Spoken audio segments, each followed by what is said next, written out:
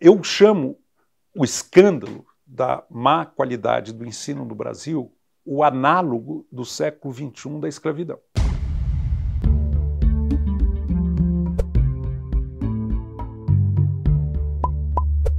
Olá, o Canal Brasil recebe hoje o economista, filósofo, integrante da Academia Brasileira de Letras, Eduardo Gianetti.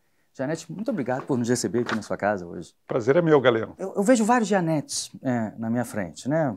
Alguns já anunciados, tem vários outros também.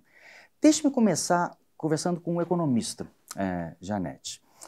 Você tem, meditado sobre o Brasil há tempos, mas mais recentemente você tem dito em determinadas palestras que você dá, uma delas inclusive para o Canal Brasil recentemente, sobre o fim de alguns ciclos que permearam o mundo econômico nos últimos anos, nas últimas décadas, né? Seria o fim do período de juros muito altos, muito baixos, essa rápida ascensão chinesa e o que você chamou da hiperglobalização. Eu queria que você primeiro nos descrevesse, por favor, o que você considera ter sido ou estar sendo, e está num período de provável alteração agora, esse período de hiperglobalização, para depois saber o que pode vir pela frente. O que você considera ser a hiperglobalização? Então, Galeno, se você olhar a história econômica, você percebe que há uma alternância entre períodos de internacionalização, em que o comércio e as finanças adquirem uma fluidez por muitos continentes e regiões, e há períodos de autarquia, períodos de fechamento, de introspecção. Pegando o século XX, a gente percebe com muita clareza que houve um período de forte globalização, internacionalização, tanto de comércio como de finanças e comunicações, na segunda metade do século XIX até exatamente a Primeira Guerra Mundial. Foi um período muito forte. As trocas internacionais, o fluxo de capitais, as novas tecnologias de rápido transporte permitiram uma integração muito grande da economia mundial. Esse momento foi subitamente interrompido com a Primeira Guerra Mundial, só que não ficou na Primeira Guerra Mundial. Depois nós tivemos outra Segunda Guerra, tivemos o Acordo de Bretton Woods, que estabeleceu um regime de controle cambial e de restrições ao fluxo de capitais. A economia mundial só foi restabelecer o grau de integração que ela tinha às vésperas da Primeira Guerra Mundial em meados dos anos 1980. E aí começa o período que eu chamei de hiperglobalização, porque dessa vez foi muito longe esse momento, esse vetor de integração no comércio, sem dúvida nenhuma, nas finanças, o fluxo de capitais com o colapso do Acordo de Bretton Woods foi bastante acirrado, bastante exacerbado, e com as novas tecnologias de comunicação e transporte, que permitiram também uma rápida integração. Qual é o aspecto fundamental para todo o mundo dessa hiperglobalização?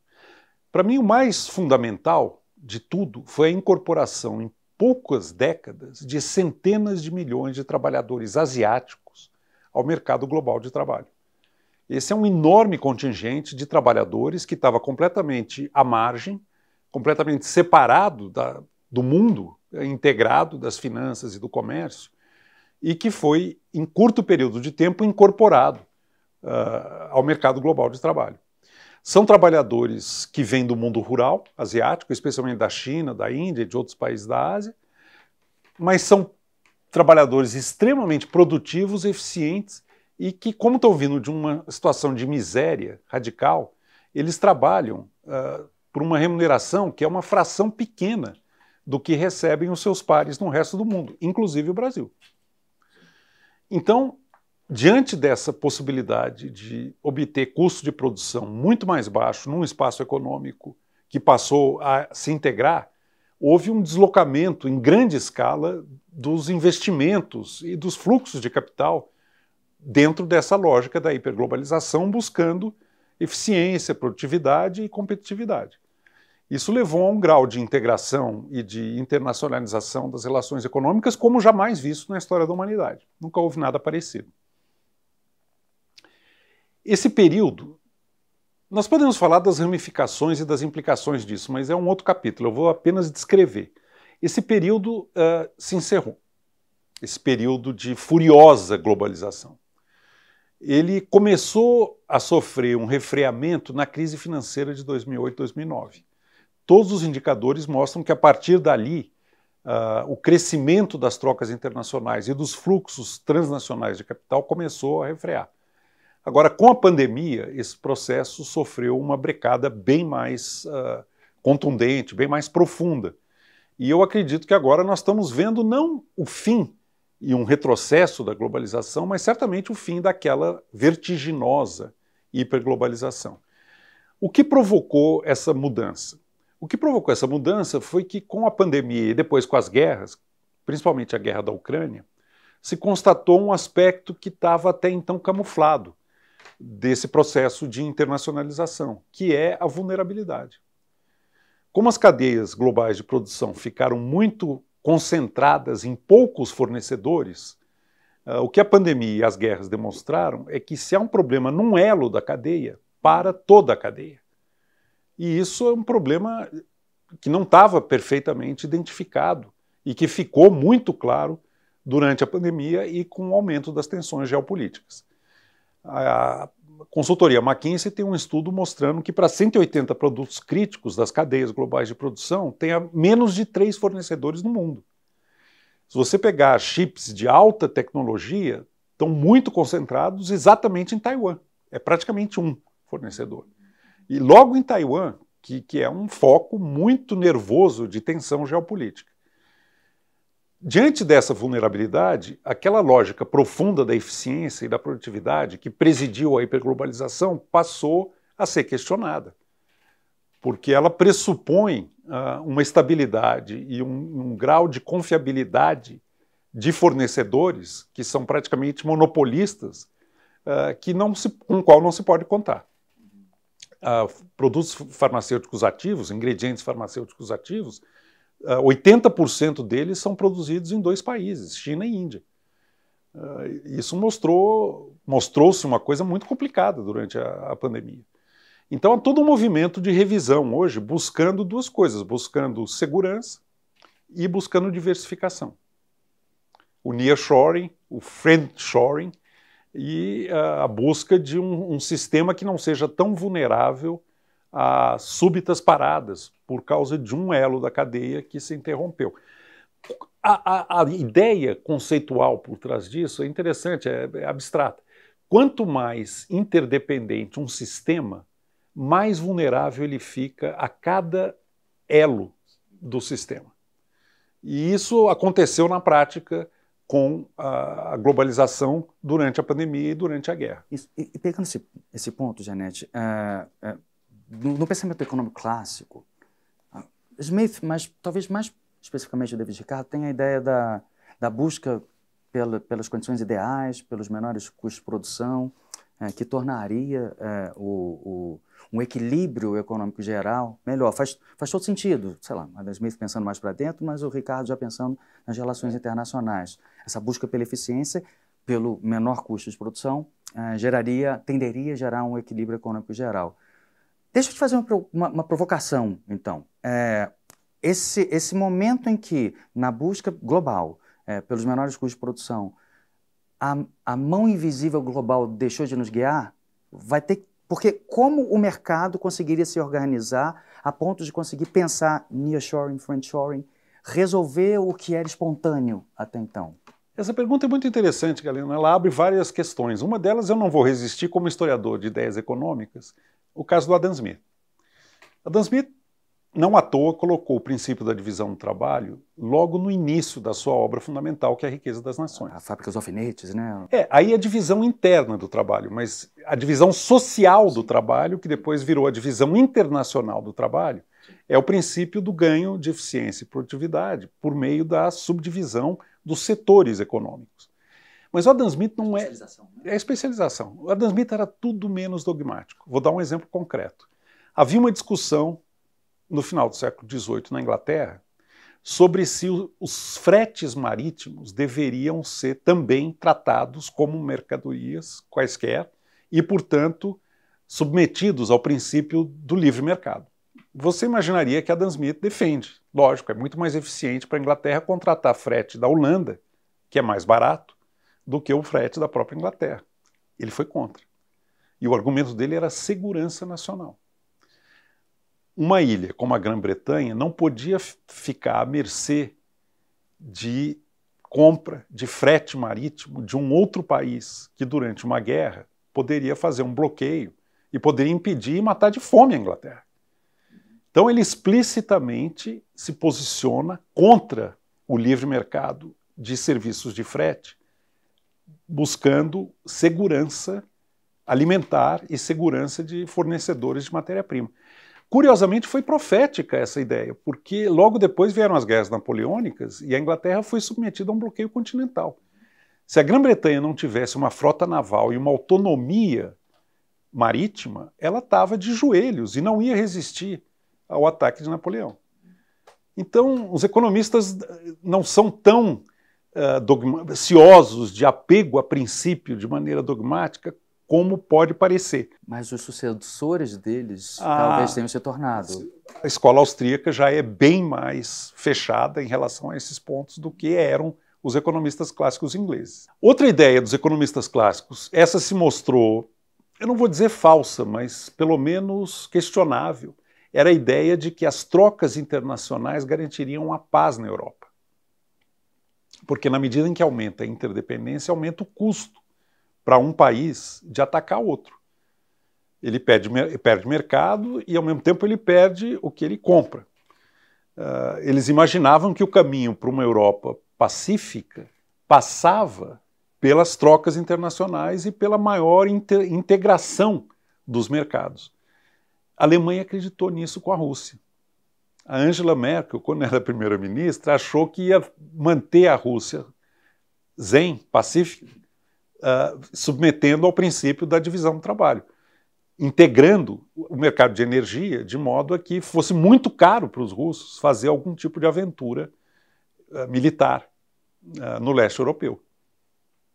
Não funcionou, porque ela não levou em conta a loucura humana. Isso os economistas têm muita dificuldade de internalizar, os desvarios de governantes. Uma das preocupações mais intensas e antigas que você tem, Janete, é a questão da educação. Você tem uma frase que eu gosto muito até para falar as mudanças. Vou até deixar que você fale, que as mudanças principais talvez não ocorram nos ambientes suntuosos, né? Mas, para efeitos de clareza, eu queria falar com dois Janetes diferentes. Se fosse desejável, não é, ou mesmo possível, separar o economista do filósofo, do pensador. Primeiro, eu queria conversar com um economista não filósofo, tá? Para falar sobre o fenômeno da educação. Qual é a importância de um sistema eficaz de educação para a produtividade, para o progresso econômico de uma sociedade como o Brasil? Então, já que estamos na toada de história do pensamento econômico, eu vou me permitir fazer uma rápida recapitulação. A primeira geração de economistas clássicos olhava para o crescimento econômico como função da acumulação de capital físico. É o mundo de Adam Smith, John Stuart Mill, de Marx, Ricardo. Quando eles pensam em crescimento, a acumulação de capital físico é o nome do jogo. O que aumenta a produtividade é o trabalhador acordar de manhã e acionar uma máquina poderosa com o seu trabalho. Com a segunda revolução industrial, que ocorre no último quarto do século XIX, começa a ficar claro que há um outro componente da formação de capital que é tão ou mais importante do que o capital físico, material, tangível, que é o capital humano. O grande pioneiro na abertura dessa dimensão da formação de capital foi um economista inglês chamado Alfred Marshall, que se deu conta, durante a segunda revolução industrial, de que a inovação tecnológica, entre outras coisas, a inovação tecnológica passava a depender, como não tinha sido o caso na primeira revolução industrial, de insumos de conhecimento científico. É curiosíssimo, a máquina a vapor foi inventada sem que se soubesse a teoria da física, que é a termodinâmica, que permite o seu funcionamento. Ela foi feita na base de tentativa e erro. Quando vem a indústria elétrica e quando vem a indústria petroquímica, a relação entre ciência e tecnologia muda. Se na primeira revolução industrial a ciência veio depois da tecnologia, na segunda revolução industrial a ciência vem antes da tecnologia. Começam a ter os laboratórios de pesquisa, e a Alemanha, que liderou esse processo, começa a ter laboratório de pesquisa do qual saem as grandes inovações e o grande conhecimento necessário para a segunda revolução industrial, especialmente na indústria elétrica, que começa a surgir nessa época, e na indústria petroquímica. Aí o capital humano ganha muito mais força como agente de crescimento e de prosperidade das nações. Também os processos econômicos passam a depender mais de autonomia e de capacidade decisória dos agentes econômicos.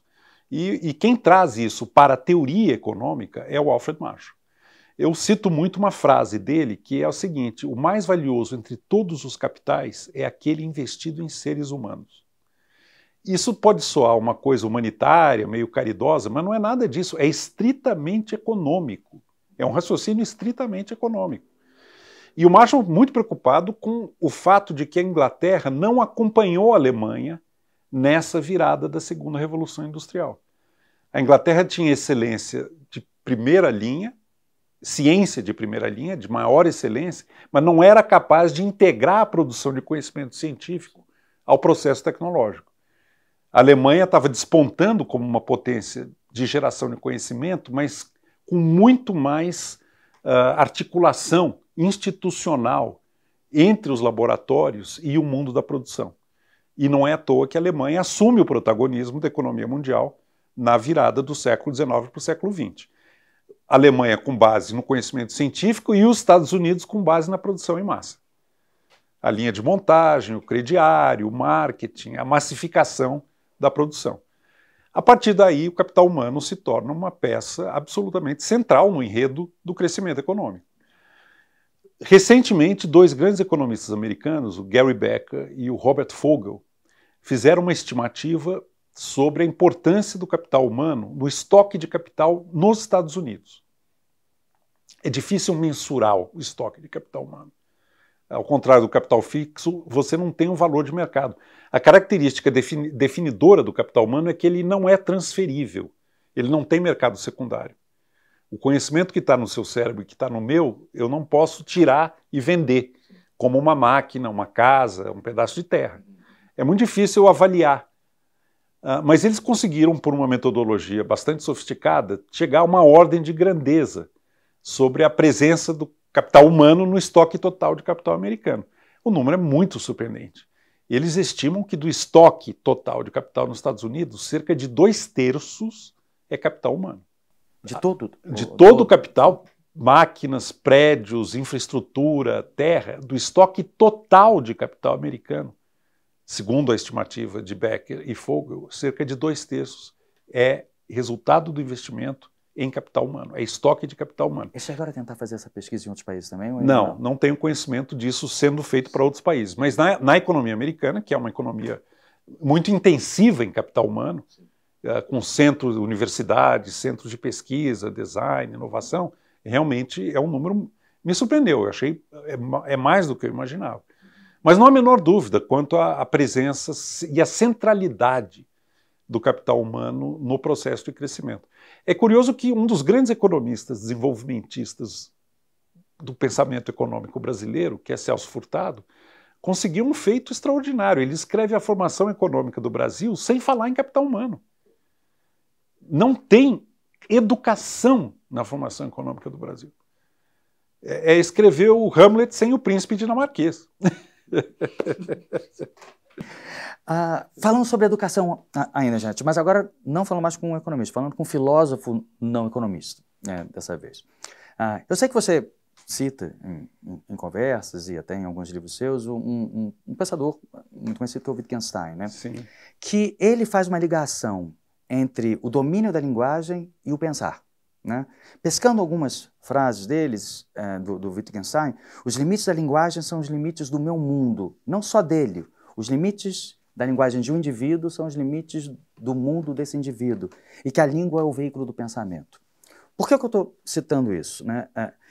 Nessa abordagem do fenômeno da educação, de você aprender uma linguagem que pode ser uma língua ou a linguagem matemática mesmo, na verdade isso não apenas faz com que uma pessoa seja menos capaz de se expressar, mas talvez limite até mesmo o horizonte do pensável. Ou seja, negar educação de qualidade para uma criança é profundamente doloroso. Eu queria que você me falasse dessa dimensão humana da educação, não a produtividade agora o aspecto da dimensão humana do que torna vergonhoso um país não ter um sistema de educação decente como o Brasil. Você tem absoluta razão, está muito bem colocado o que você disse. A falta de educação e de domínio do instrumento de comunicação e de pensamento, que é a linguagem, tolhe a capacidade de expressão e de articulação interna, de pensamento e de desejos. A pessoa não consegue formular para si mesma exatamente o que se passa com ela. Ninguém consegue fazer isso plenamente, a linguagem é limitada.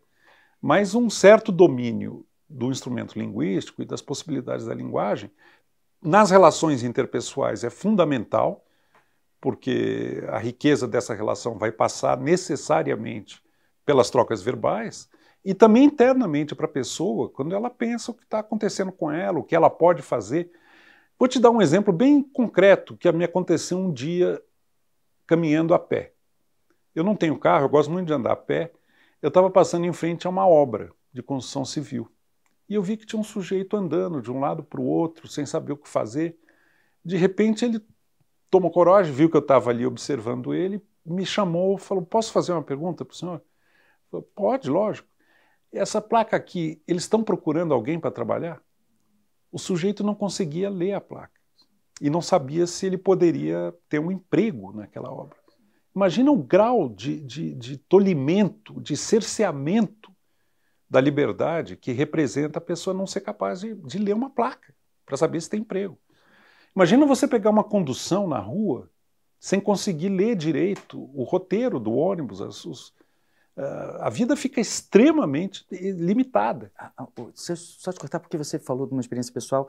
A mais antiga lembrança que eu tenho é muito pequeno. É uma placa de neon, eu me lembro que era neon, com algumas coisas escritas e eu não consegui ler porque eu não sabia ler ainda. A dor ficou. Até hoje é uma lembrança dolorosa que eu tenho. Pois é o equivalente de uma grave deficiência sensorial. Muito grave, né? A pessoa fica muito tolhida. Por isso que essa ideia de liberdade como ausência de restrições é muito limitada.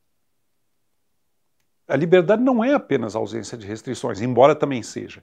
Ela é a capacidade de afirmar escolhas. Não adianta dizer para uma pessoa analfabeta que ela é livre para ler Machado de Assis, ou Nelson Rodrigues, ou Guimarães Rosa. É uma liberdade completamente vazia. Assim como dizer para um mendigo que está passando fome que ele é livre para ir no melhor restaurante da cidade. Isso não quer dizer absolutamente nada. Essa liberdade é muito rasa.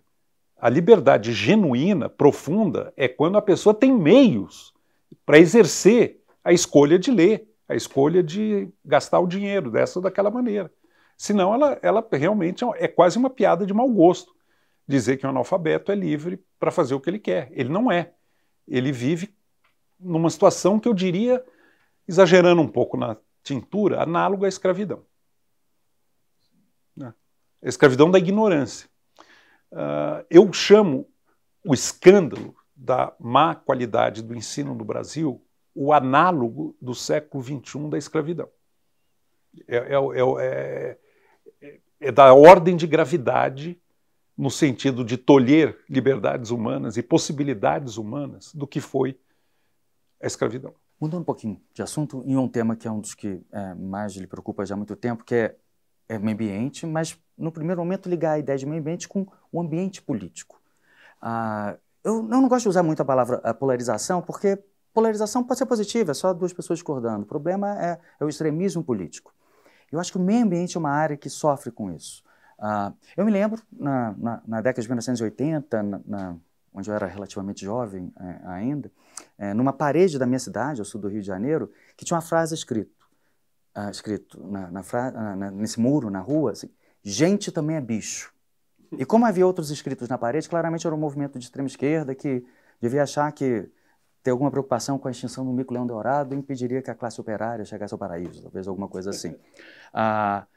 Talvez não precise descrever que nos tempos atuais os ataques que a extrema-direita fazem à questão ambiental no Brasil, talvez especialmente no Brasil, mas também em outros lugares do mundo. E quando eu estava pensando nessa pergunta que eu gostaria de fazer para você, Janet, eu lembrei de outra experiência pessoal. Eu estava cobrindo uma eleição na Alemanha, a eleição que já mencionada, a Merkel foi reeleita pela primeira vez, ela foi eleita para o segundo mandato. Estava em Berlim e quase que literalmente esbarrei no líder do Partido Verde, que hoje está na coalizão do governo da Alemanha, mas era oposição naquele momento. Eu perguntei, consegui fazer duas perguntas, ele queria cabalar votos naquele momento, né? Mas eu fiz duas perguntas a ele, e uma eu perguntei, eu esqueci o nome dele agora, mas não importa.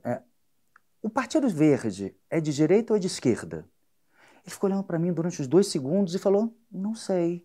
Há elementos ligados a um pensamento liberal, associado à direita, mas outros elementos de esquerda.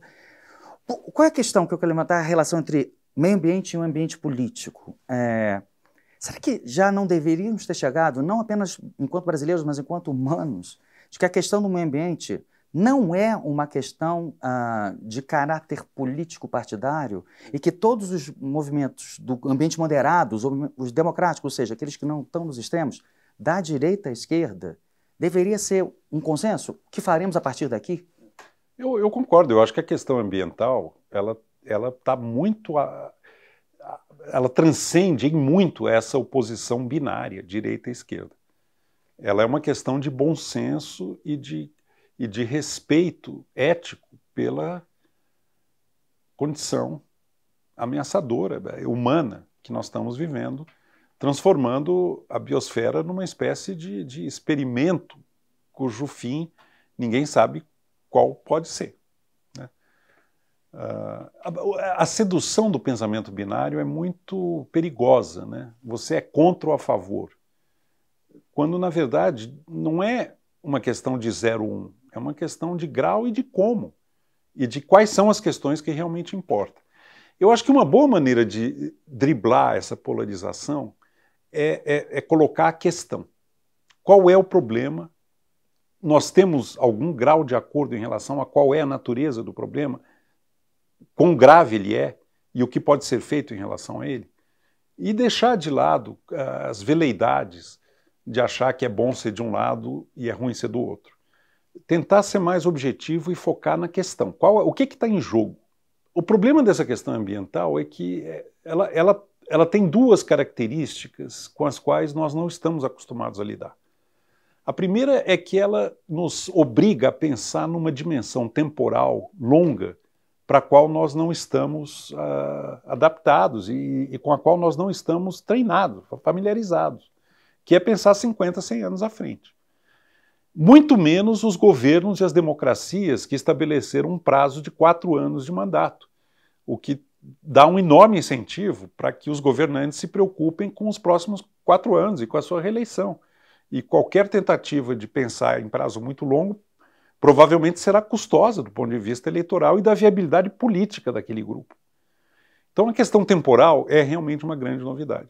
A segunda questão é que nenhum país resolve essa questão isoladamente. É um momento em que as fronteiras nacionais e a própria ideia de Estado-nação se torna muito relativa e muito falsa, porque os problemas com quais nós estamos enfrentando, hoje, são problemas de uma abrangência e de uma amplitude planetária que estão muito além da capacidade de qualquer nação isoladamente resolver. Esta coordenação é muito difícil.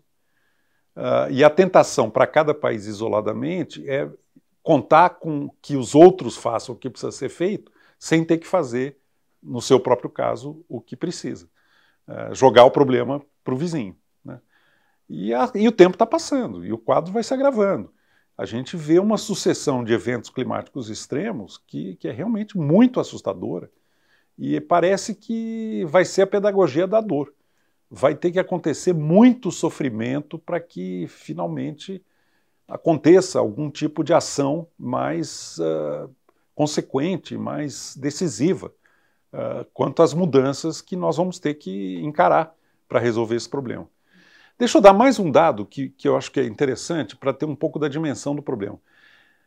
Vamos supor que nós somos... Esse número foi feito quando éramos ainda 7 bilhões de habitantes no planeta. Hoje já é mais do que isso, mas vamos ficar com 7. Esses 7 bilhões de habitantes se dividem em 3 grupos. Se você olhar a pirâmide de consumo, tem 1 bilhão que está no topo da pirâmide. Esse bilhão é responsável por metade das emissões de carbono anuais no planeta. Então, 1 bilhão, metade. 3 bilhões que estão na classe média são responsáveis por 45% das emissões. E os 3 bilhões que estão na base, 5% das emissões.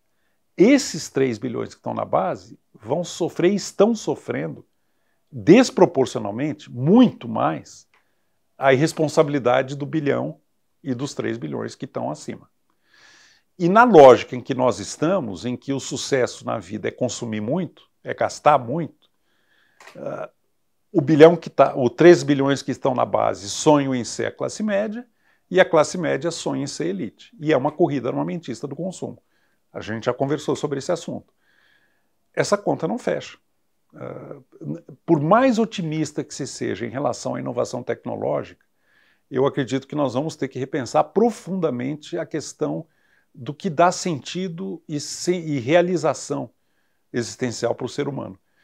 Essa lógica muito calcada no modelo iluminista, mas que se exacerbou muito nos Estados Unidos, de que o sucesso na vida, o se dar bem na vida é ser rico, é ser afluente, é ser próspero. Isso vai ter que ser repensado, até porque não entrega essa felicidade. Se você me permitir mais um dado, que eu tenho repetido bastante, porque para mim é o sinal mais claro e contundente da crise da ecologia psíquica, para um jovem do sexo masculino de 18 anos, a probabilidade de morrer antes dos 50 hoje é maior nos Estados Unidos do que em Bangladesh. São mortes por desespero. Para um jovem do sexo masculino de 18 anos, a probabilidade de morrer antes dos 50 é maior nos Estados Unidos do que em Bangladesh. Mortes por desespero, opioide, abuso de drogas, alcoolismo e suicídio. No país mais rico, com a melhor tecnologia de medicina, mais pujante, com altíssima renda per capita, as pessoas estão completamente sem perspectiva, sem sentido, recorrendo a métodos completamente autodestrutivos para se manterem minimamente à tona da vida e se autodestruindo no processo.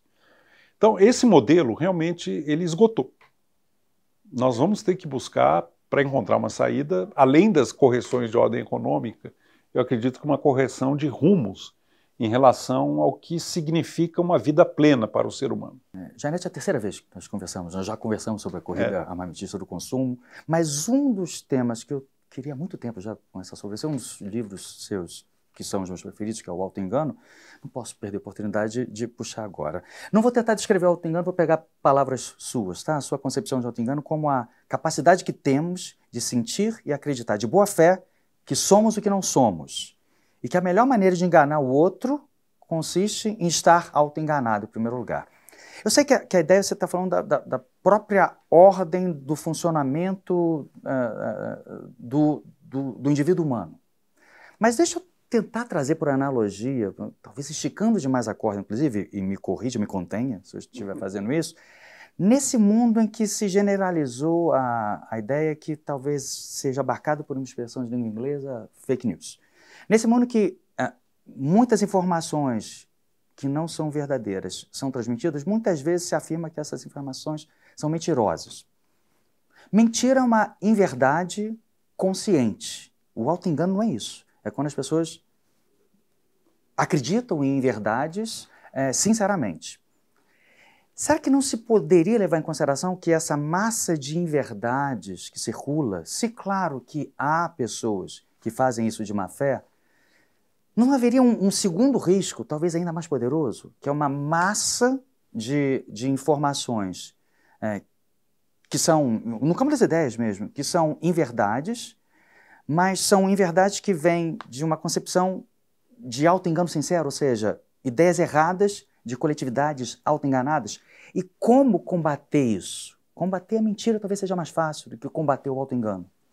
Existem situações históricas em que você tem uma espécie de sincronia do auto-engano, em que muitas pessoas embarcam coletivamente numa mentira que contam para si mesmas.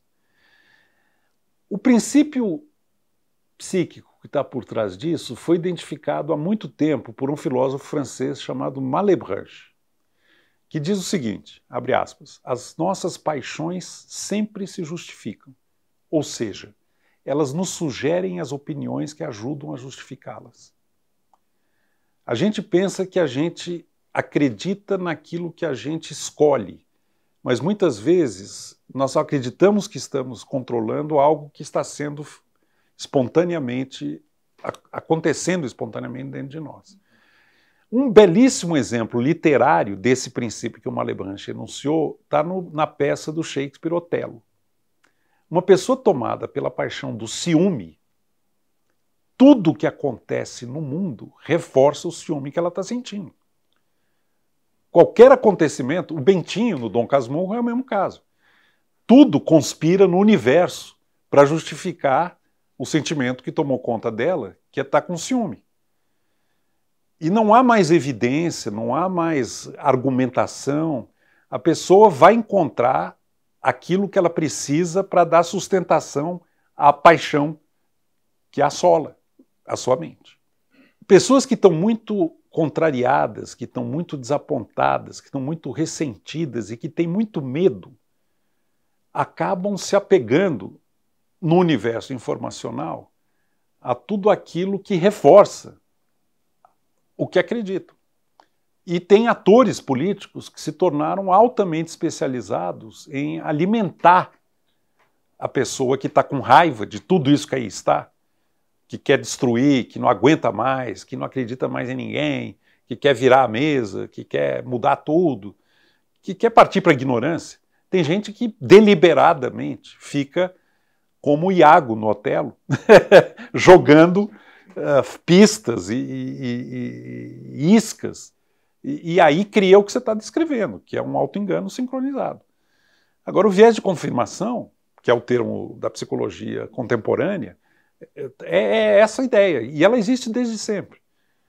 O Montaigne tem uma frase que eu gosto, para um ateu todos os escritos justificam o ateísmo. Qualquer coisa que ele leia vai justificar o ateísmo. Ele está tomado do sentimento de que Deus não existe. Então tudo no universo é uma evidência, é uma prova do ateísmo. Esse mecanismo é tão antigo quanto a humanidade.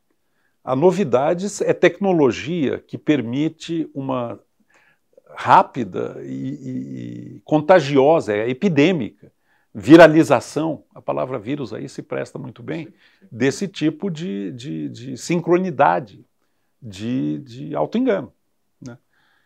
Mas você pega um fenômeno como a Alemanha nazista, as pessoas acreditavam. O próprio Hitler, eu me pergunto, será que ele acreditava na superioridade racial ou será que ele usava a superioridade racial como um instrumento de poder? E eu me pergunto, qual das duas é pior? Eu concluí, Galeno, que é pior quando acredita. Porque se está instrumentalizando, é passível de revisão.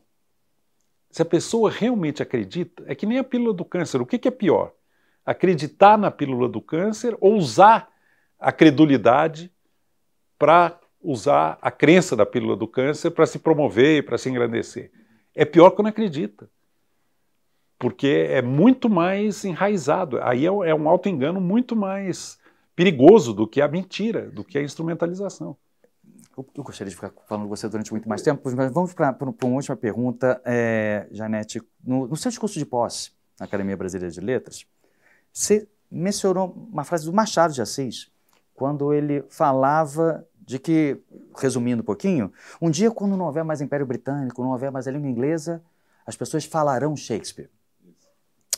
E aí você, que ocupa a mesma cadeira de Guimarães Rosa, falou que quando não houver mais Brasil, quando não houver mais Itaipu, haverá Guimarães Rosa.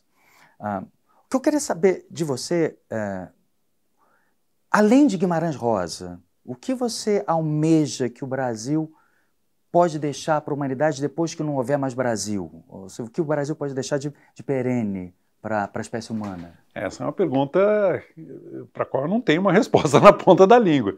O meu sonho, a minha mais alta aspiração é que o Brasil ofereça para o mundo, e para si mesmo, antes de oferecer para o mundo,